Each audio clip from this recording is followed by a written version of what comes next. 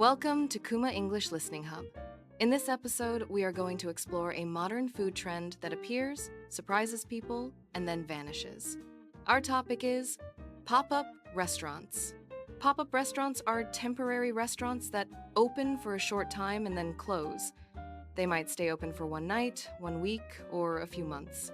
They can appear in many surprising places. On a rooftop, in an old factory, inside a bookstore, or even in someone's backyard. Today, we will answer several questions. What exactly is a pop-up restaurant? Why do chefs and restaurant owners choose this temporary style? How do customers find out about these secret or short-lived places? And finally, what can pop-up restaurants tell us about our modern food culture? So sit back, relax, and listen. This is B2 level English, so you might hear some new words, but don't worry.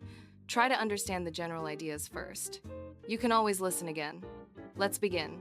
First, what is a pop-up restaurant? The name pop-up suggests something that appears suddenly and then disappears. That is exactly what happens. A pop-up restaurant is not meant to be permanent. It does not plan to stay for years like a traditional restaurant. Instead, it has a clear time limit. Sometimes, the pop-up is connected to a special event, like a food festival or a holiday market. Sometimes, it is connected to a single chef who wants to test new dishes. And sometimes, it is a creative project between friends who love cooking and want to share their ideas for a short time. Pop-up restaurants are usually small. They often have a limited number of seats and a limited menu. Many of them serve only one type of food, such as handmade noodles, special sandwiches, or modern versions of traditional dishes. Now, why do people open pop-up restaurants instead of regular ones? There are several reasons. First, a pop-up is cheaper and less risky than a permanent restaurant. Opening a normal restaurant usually requires a lot of money. You need to pay for a long-term rent, buy equipment, decorate the space, and hire full-time staff. If the restaurant is not successful, you can lose a lot of money. A pop-up works differently. The space is usually rented for a short time, maybe for only a few weeks or months. The owner might borrow some equipment or share a kitchen with another business. They might use simple furniture or decorations. This lower cost makes it easier for new chefs to try their ideas. Second, a pop-up restaurant allows creativity and experimentation. Imagine you are a young chef with many original ideas. You want to mix different cuisines or use unusual ingredients, but traditional restaurants might be afraid to let you do this. They want to stay safe and familiar. With a pop-up, you are more free. You can design a special menu just for this project. If it doesn't work, it is not a big disaster, because the pop-up will close anyway. But if the menu is popular, then you have proof that your idea is good. Later, you might open a permanent restaurant based on that success. Third, pop-ups create a feeling of excitement and urgency for customers. Because the restaurant is temporary, people feel they have to go quickly before it disappears. This creates what some people call FOMO, or fear of missing out. Customers might think, if I don't go this weekend, I may never have this chance again. This feeling is actually part of the business strategy. Limited time can increase demand. Now, where do pop-up restaurants appear? Pop-up restaurants can appear almost anywhere. This is one reason they are so interesting. Some pop-ups use empty spaces that are waiting for a new business. For example, a shop might be empty for several months before a new store opens. During this time, the owner can rent the space to a pop-up restaurant. This is useful for both sides. The pop-up gets a place to serve food, and the owner receives some money instead of nothing. Other pop-ups use shared spaces. For example, a cafe that is open only during the day might allow a pop-up restaurant to use its kitchen and tables at night. During the day, the place serves coffee and cakes. At night, the same space becomes a different restaurant with a different menu, different staff, and even a different name. This idea of sharing spaces is very modern. It can reduce costs and make better use of buildings that might otherwise be empty for many hours. Some brave pop-up owners use very unusual locations, such as rooftops, gardens, warehouses, art galleries, or even moving buses. In these cases, the special location becomes part of the experience. People don't just go for the food. they go for the story. So, how do customers find these places if they are temporary and sometimes hidden? In the past, it might have been very difficult. But today, social media makes it much easier. Pop-up restaurants often promote themselves on Instagram, TikTok, Facebook, or local event websites. They share photos of their dishes, their location, and the dates when they will be open. Some pop-ups build a sense of mystery. They might not share the full address right away.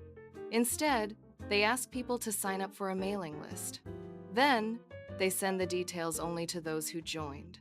This can make the experience feel more secret and special. Word of mouth is also important. When people enjoy a pop-up, they often tell their friends. Because the restaurant is temporary, they might recommend it more strongly, saying things like, "You have to go this week before it closes." Let's look at the experience of eating in a pop-up restaurant. Imagine you hear about a new pop-up in your city that serves creative versions of your country's traditional dishes. The restaurant will stay open for just 1 month. You decide to go? Before you arrive, you buy a ticket online, or you reserve a seat. Some pop-ups work with a ticket system, especially if there is a fixed menu. That means you pay in advance for the whole meal, not for each dish. On the night of your visit, you walk to the location. Maybe it is an industrial area you don't usually visit. From the outside, the building doesn't look like a restaurant at all. But when you enter, you see simple but stylish decorations. You smell something delicious. A small team welcomes you. The seating area is not big, so everyone sits close to each other. This can make the atmosphere friendlier and more social. You might start talking to the people at the next table. The chef introduces the menu. There might not be many choices. Perhaps there are only 2 starters, 2 main dishes, and 1 dessert. Or maybe there is a fixed tasting menu with several small courses. Each dish comes with a short explanation. The chef or server might tell you where the ingredients come from or what idea stands behind the dish. In this way, the meal feels like a story with several chapters. By the end of the night, you feel that you have just joined a small special event, not just a normal dinner. And you know that in a few weeks, this place will be gone. Now, let's talk about the benefits and challenges of pop-up restaurants.